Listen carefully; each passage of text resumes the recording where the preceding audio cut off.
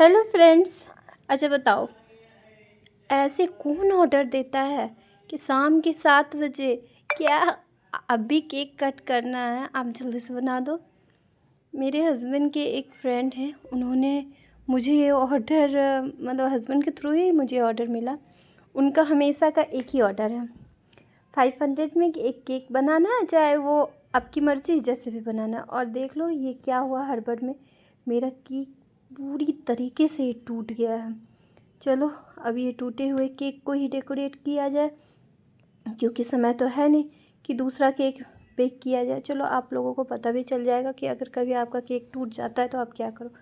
देखो इस तरह से मैंने उसे पलट लिया ताकि नीचे का कुछ भी ख़राब ना हो, जैसा था वैसा ही रह जाए। और फिर मैंने इसे फटाफट 3 लेयर में कट किया, और ऊपर मेरा थोड़ा सा डोम शेप था तो उसे मैंने रिमूव कर दिया और फिर अपने केक को कट किया। देखो जब भी आप ऑर्डर दो ना तो पहले ऑर्डर दो तो ज़्यादा बेटर रहता है। जैसे कुछ भी अगर गड़बड़ हो गया तो उसके लिए समय है। इस तरह के ऑर्डर में अगर कुछ गड़बड़ भी हो गया तो वो आप ठीक नहीं कर सकते हो, वो आपकी बस में है ही नहीं। और सबसे नीचे वाला लेयर को मैंने बोर्ड के ऊपर ही छोड़ दिया था, और ये मैंने दूसरा बोर्ड लिया, उसके ऊपर मैंने क्रीम लगाया, क्रीम लगा करके और मैंने बीच वाले लेयर को उसमें रख दिया। आप देखो आपका जो भी लेयर सही है, तो जैसे हम लोग नीचे वाले लेयर को ऊपर रखते हैं, तो इस बार तो हमारा नीचे वाला लेयर पूरी तरीके से टूट गया है। तो ऐसे सिचुएशन में आप देखो कि आपका जो लेयर सही है वो आप सबसे ऊपर रखो। बट मैं ऐसा नहीं कर रही हूँ, मैंने ऊपर वाले जो मेरा नीचे वाला लेयर था मैंने उसे ही ऊपर रखा, क्योंकि मुझे पता है कि मैं मैनेज कर लूँगी, क्योंकि इस तरह से ऐसा सिचुएशन कई बार आ चुका है। तो हो जाता है मुझसे, अगर आप बिगनर हो और नहीं अगर आप संभाल सकते हो, ऐसे टूटे केक के साथ आप वर्क नहीं कर सकते हो, तो आप क्या करो, वो टूटा वाला जो केक है आप उसे हमेशा बीच में दो। तो उससे ये होगा ना कि आप वो आराम से उसे बना पाओगे।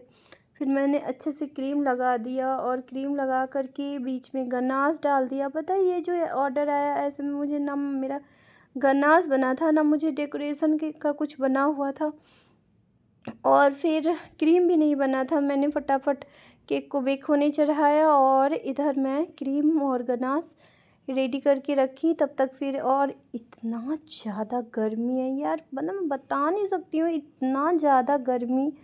और वैसे में केक बनाना वो भी शाम में इतनी हड़बड़ में, पता है मैं बता नहीं सकती हूँ कितना परेशानी हो, बट बनाना तो था ही, क्योंकि ये मेरे रेगुलर के कस्टमर हैं, मेरे हस्बैंड के फ्रेंड हैं और वो बार बार केक लेते हैं। और उन्हें बताई ना उनका फिक्स है 500। जब भी वो केक का ऑर्डर देते हैं, 500 में बना दो, 500 में चॉकलेट केक बना दो, अब डिज़ाइन चाहे जो भी हो। और सबसे मज़ेदार बात आपको ये बताओ कि अभी तक मुझे पता ही नहीं था कि ये बर्थडे का केक है या एनिवर्सरी का केक। मैं अपने हस्बैंड से बार बार पूछ रही थी कि ये किस ओकेज़न के लिए है, तो वो बोले क्या, वो बोल रहे हैं क्या 500 में कोई भी चॉकलेट केक बना दो। देखो अब मैं इसे अच्छे से क्रम कोटिंग करके पूरे के पूरे 15-20 मिनट, क्योंकि मुझे इससे ज़्यादा समय मेरे पास तो था नहीं, इसीलिए मैं 15-20 मिनट अपने फ्रिज को थोड़ा सा बढ़ा करके उसका, और मैंने उसमें रख दिया ताकि ये जो मेरा टूटा हुआ वो अच्छे से सेट हो जाए। और यकीन मानो फ्रेंड, आप इसे कट करोगे या कस्टमर जो कट करेंगे वो बिल्कुल भी लेयर ख़राब नहीं रहेगा, वो बिल्कुल सही रहता है।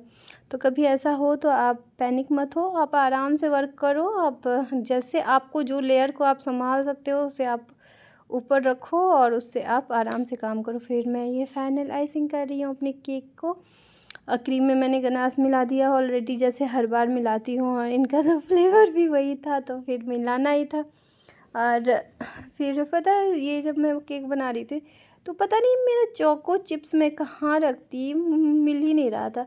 तो और फिर नाइफ भी नहीं मिल रहा था, तो आपने देखा होगा मैं बड़े वाले जिससे मैं अपने केक को कट करती हूँ, उसी से मैंने अपने चॉकलेट को छोटे छोटे कट करके और इसमें डाल दी।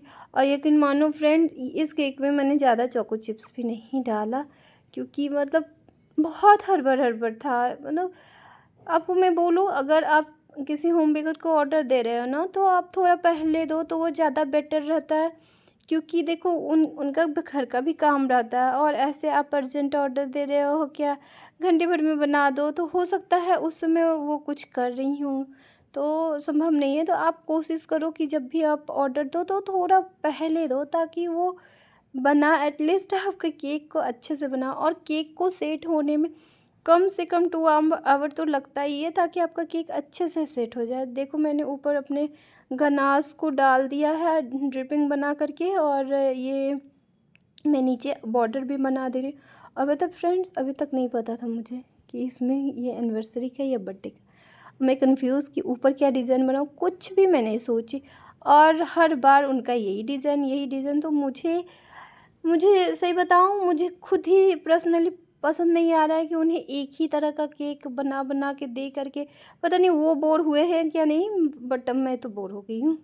तो मैं अपने हस्बैंड को बोल रही थी उन्हें बोलिएगा कुछ नया ट्राई करने के लिए। तो फिर अब मैंने ऊपर यही डाल दिया क्रीम से, और मेरे पास गार्निशिंग के लिए कुछ नहीं था। अब मेरे हस्बैंड बोल रहे हैं कि वो फेसबुक में देखें कि उनका मैरिज एनिवर्सरी पता है। ये सुन कर के मैं मतलब आज अब क्या करूँ, कुछ नहीं। मेरे पास एक पर्क चॉकलेट था, उसे मैंने 3 टुकड़े में कट किया और ऊपर डेकोरेट किया, एनिवर्सरी का टैग लगा के इस केक को रेडी किया। और गुस्सा तो मुझे इतना आ रहा था ना कि अगर उन्हें पहले बताते तो मुझ कुछ अच्छा सा मैंने ऊपर स्प्रिंकल्स डाल दिया। देखो हमारा केक रेडी हो गया।